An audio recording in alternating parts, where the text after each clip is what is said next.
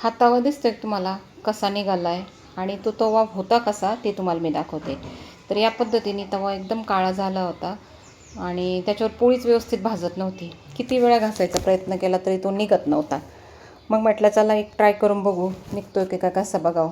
तर गॅस चालू करणार मी आता आणि त्यावर तवा ठेवला.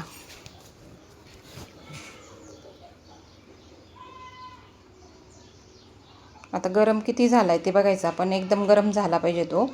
आणि त्यावरती आपण घरगुतीच गोष्टी टाकणार आहेत, त्याने तवा एकदम स्वच्छ आणि छान निघतो. तर मी आता साखर टाकली आहे आणि साईडने एकदम कडक कडक पापडी झाल्यासारखा तवा झालेला आहे आणि तो कशानेच निघत नव्हता. तर गॅस गरम झाला तर त्यावर मी थोडी थोडी थोडी थोडी साखर टाकून घेते. तर ज्या साईडला जास्त डार्क कडा आहेत का त्यावर पण टाकते मी, कारण त्याच निघत नाही. मध्ये मध्ये तवा निघतो आपला. किती घासायचा प्रयत्न केला का रोज किती हात दुखतो आपला.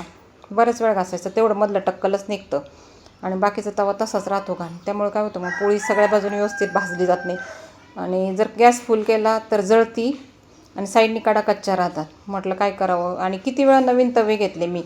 बऱ्याच वेळा प्रयत्न काय केला मी, ॲसिड टाकून पाहिलं, सगळं करून पाहिलं, ॲसिडने तर त्याला खड्डे पडले. नंतर तवा चेंज केला. आता हा चेंज करून किती 3-4 महिने झाले असते तरी पण तो लगेच तसा झाला. चला म्हटलं आता व्यवस्थित करून बघावं. झाला तर ठीक आहे, नाहीतर मी आता नॉनस्टिकचाच तवा घेणार आहे. तर ह्या बघा त्याची साखर वितळायला लागली आता. आणि साईडला टाकून मी का घेते जास्त, कारण साईडलाच जास्त खराब झाला. धूर धूर झाला घरात आणि मिस्टर पण पळत आले म्हणे धूर कशाचा आहे. म्हटलं थांबा तुम्ही थोडा वेळ, तुम्हाला एक मॅजिक दाखवते. तर आता त्यावर टाकला मी बेकिंग सोडा. तर बेकिंग सोडा बाजारात मिळतो तो काय 10-20 रुपयाला पुडी मिळते. पण तेव्हा आपल्याला कायम आपल्याकडे ते आणून ठेवा, म्हणजे कसं गरज असते. आता बघा मी चौ बाजूने एका सुरीच्या साहाय्याने पसरवून घेतले ते आणि ते जळतंय आता एकदम पूर्ण, म्हणजे ती पापडी खालची सैल होईल. गॅस फुल ठेवायचा, एकदम कमी गॅस अजिबात करू नका. आणि त्यावर आता मी लिंबू घासते. पण ती लिंबूची फोड जरा छोटी झाली त्यामुळे आता मी रस पिळून घेणार आहे चौकडून. आणि गॅस फुल ठेवायचा एकदम, म्हणजे ते जळालं पाहिजे, त्याची पूर्ण पापडी तयार झाली पाहिजे. आणि तुम्ही पण करून पहा आणि नंतर माझ्या व्हिडिओ खाली कमेंट सांगा खरंच तुमचा तवा निघला आहे का. कारण जे आहे ते सगळं प्रॅक्टिकल मी तुमच्यासमोर सांगितलेलं, त्यात काही एडिट वगैरे काहीच केलेलं नाही. आता बघा मी बेसिंग समोर घेतला आहे तोच तवा तसाच. आता सुरीने मी तो खरडून घेते. जास्त मेहनत काहीच लागलेली मी तो नाही मला, जे आहे ते तुमच्यासमोरच मी साफ केलेलं आहे. आता बघा पटपट साईडच्या कडा सगळ्या निष्ठू राहिल्या. चिमटा सटकतो त्यामुळे फक्त. आणि गरम आहे ना तो तवा. आता मी खरडून तो पूर्ण क्लीन करून घेणार आहे.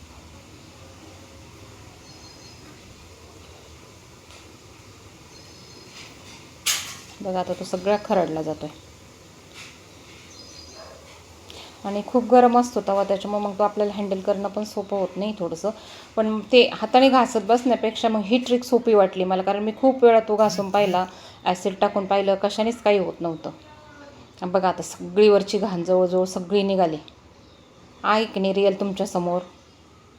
आणि मागडे क्लीनर किंवा आपण फेसबुकवर यूट्यूबवर ॲड पाहून ते घेतो आणि त्याने पण निघतो कोणी निघतो हा पण प्रश्न असतो. 3 गोष्टी वापरल्यात मी त्यामध्ये, साखर, बेकिंग सोडा आणि लिंबू. बाकी काहीच लागत नाही. टूथपेस्ट टाकू नका तुम्ही, काहीच टाकू नका. तुमच्यासमोर रिअल जे आहे ते आहे. आता पूर्ण तवा स्वच्छ झाला आहे आणि आता त्यावर मी काय करणार आहे, आता थोडंसं घासणीने त्याने घासून पाहू आपण किती निघतोय तो. खूप गरम आहे तो. आता एक कपडा टाकते मी त्या खाली थोडासा, किती घाण निघाली पाते तव्यावरती. जे आहे ते तुमच्यासमोर आहे. तर तो तवा व्यवस्थित आपण साबणे इतकी प्लेट भरून घाण निघाली त्यामध्ये. आता ते बेसिंग ब्लॉक होईल म्हणून मी ते काढून घेतलं आहे. आणि आता आपण घासणीने तारीच्या घासून घेऊ किंवा पॉलिश पेपर जर असेल ना तुमच्याकडं तर त्याने घासून घ्या, त्याने खूप छान निघाल, म्हणजे एकही डाग राहणार नाही. आता माझ्याकडे पॉलिश पेपर नव्हता म्हणून मी घासणीने घासून घेते. ते जेवढा निघाल तेवढा मी सगळं घासून घेणार आहे तो. आणि जास्त मेहनत लागलेली नाही त्याला, जे आहे ते 5 मिनटात मी तुमच्यासमोर केलेलं आहे. आता व्हिडिओ थोडा फास्ट आहे, तुम्हाला 10 मिनटं लागतील, पण हाताची मेहनत एवढी जास्त लागलेली नाही त्याला. गरम झाला तो, हाताने पकडता येतच नाही आहे, खूपच गरम आहे.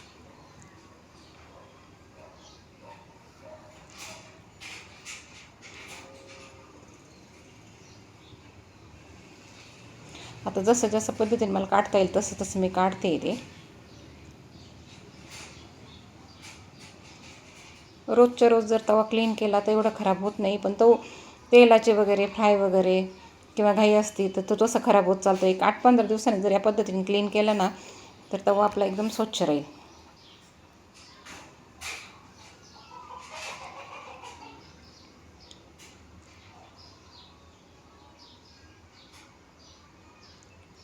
बऱ्यापैकी तवा आपला स्वच्छ झाला आहे.